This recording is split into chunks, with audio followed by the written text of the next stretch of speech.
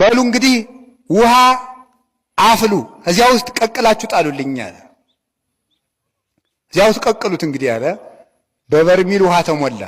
የውሃው ቡልቅ ቡልቅ እያለ ሲፈላ ድምፁ እንደ ክረምት መብረቅ ነበረ።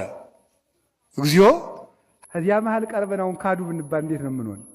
አድህነን እግዚኦ ምለጥቂት ማለት ይሻለና ዝም ብለን ዳና ቅርቦ ምረጡ ተባለ። ሃይማኖትን ወይንን ውሃ ምረጡ ተባለ።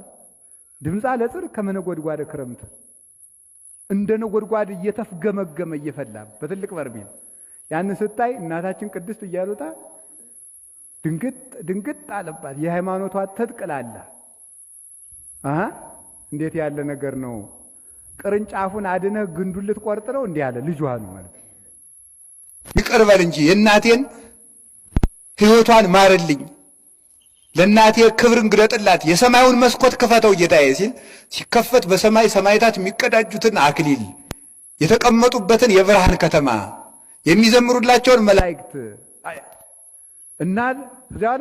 እናቱን ቀሚሷን ይዞ የዛሬ ልጅ እናቱን ይዞ ወደ ዳቦ ቤት አይደለም ቅዱስ ቂርቆስ ኢትፍርህ እንፈጽም ገድለነ እያለ አትፍሪ አይዞሽ ገድላችን እንፈጽም እያለ የእናቱን የጨርቋን ጫፍ ይዞ ምን ይገርማል። ድንኩል እያለ የ3 ዓመት ልጅ እናቱን እየጎተተ ወደ እሳት ይዟት ይሄዳል። እናቱም የሰማዩን ክብር እያየች ደግሞ የእሳት ምን ያደርገኛል እያለች ሞትን እንድትደፍረው አደረጋል። እዚያ ውስጥ ሲገቡ መልአኩ ቅዱስ ገብርኤል መጥቶ እንደ ውሃ ጸጥ አድርጎ እንደ በረዶ አቀዘቀዘላቸው። በእኛ ላይ የሚነደውን እሳት ሁሉ ያስቀዝልን። በእኛ የነገር እሳት፣ የክደት እሳት፣ የዝሙት እሳት እየነደደብን ነው። መድኃኔ ዓለም ይሄንን ሁሉ ያጥፋልን በቅዱስ ቂርቆስ ቃል ኪዳን በእውነቱ ማለት ነው። ይሄ ሲቀዘቅዝ ንጉሡ የሚያደርገውን ሲያጣ በሉ እንግዲህ አንገቱን ቁረጡልኝ ይህን ሕፃን ከነናቱ አለ። በኋላ ይሄንን ሲያደርግ ቆይ ልጸልይ አለ። ወደ ጌታው ጸለየ። ዘመጠነዝ ገድለ ተጋድሌ ምን ትሰጠኛለህ አለው። ምንድነው የምትሰጠኝ ብሎ ጌታውን ጠየቀ። አሁን ወደ ደመናው ልመልሳችሁ። ወብነ ሰማይት ዘአውዱነ ከመደመና፣ እንደ ደመና የሚከቡን ምኖች አሉ አለ፣ ምስክሮች አሉን። የደመናን ጠባይ ሊቁ ቅዱስ ዮሐንስ አፈወርቅ ዕብራውያንን በተረጎመበት ድርሳኑ ይናገራል። ደመና ፀሐይን ለራሱ እየተቀበለ ለሌላው ጥላ ይሰጣል። እነ ቅዱስ ቂርቆስ ለራሳቸው መከራ እየተቀበሉ ለሰው ምሕረት ይሰጣሉ። ደመና የተባሉ ለዚህ ነው፣ የሚያቃጥል መከራ ተቀብለው ማለት ነው። ይሄ ነው ደመና የተባሉ። ይጋርዳሉ። ደመና ይሰውራል። ቅዱስ ቂርቆስ ከሞት ከመከራ ከስቃይ ይሰውራል። ደመና ውሃ ያፈልቃል። ቅዱስ ቂርቆስ የምሕረት ዝናብ ያፈልቃል። የይቅርታ የፈውስ የጤንነት ዝናብ ያፈልቃል፣ ይሰጣል። ደመና ፀሐይን ጋርዶ እንደሚያስቀር የእግዚአብሔርን መዓት ያስቀራሉ፣ ያማልዳሉ። ቅዱስ ቂርቆስ ደመና ነው። ለራሱ ያን ሁሉ መከራ ተቀብሎ ለኛ ከመከራ ከስቃይ የምንጋረድበትን ቃል ኪዳን ተቀበለ። ምን ተቀበለ? አዎ እምሰጥህ ቃል ኪዳን ይሄ ነው። በዓልህን ያከበረ ማሕሌት የቆመውን በበዓልህ ክብር ያከበረውን በኢየሩሳሌም ሰማያዊ ተሰበስበዋለሁ። በመከራ ሆኖ ስምን የጠራው ገና ቂ የሚለውን ስም ሲጠራ ደርስለታለሁ። ርቆስ ሳይል ማለት ነው።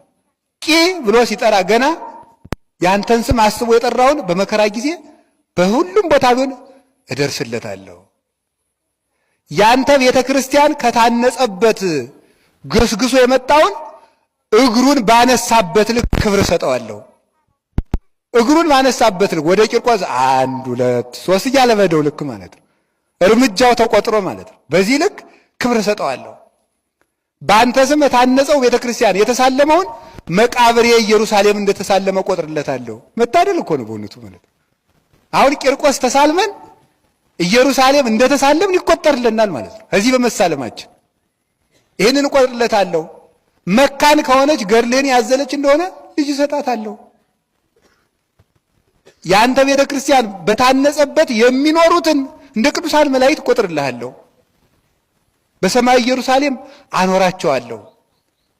ያንተ ገድል በተነበበበት ስምህ በተጠራበት ቤተክርስቲያን በታነጸበት የእንስሳ ሞት የአራዊት ሞት የለም፣ ረሃብ ችግር የለም።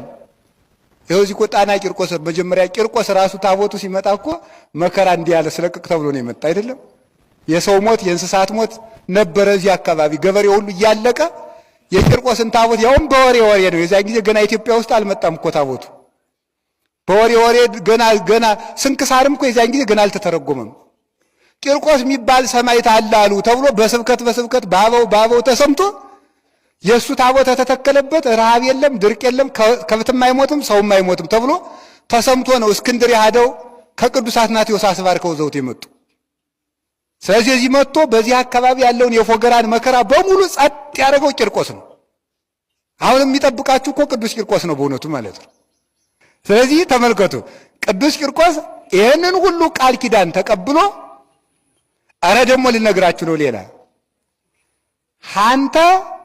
ያንተ ስም የተጠራበት ገድልህ የተነበበበት ቤተ ክርስቲያን በታነጸበት ቦታ የሚኖረውን ሰው የፈለገውን ኃጢአት ያህል ቢሰራ ለአንተ ቃል ኪዳን ብዬ እንደ 40 ቀን ሕፃን አደርገዋለሁ።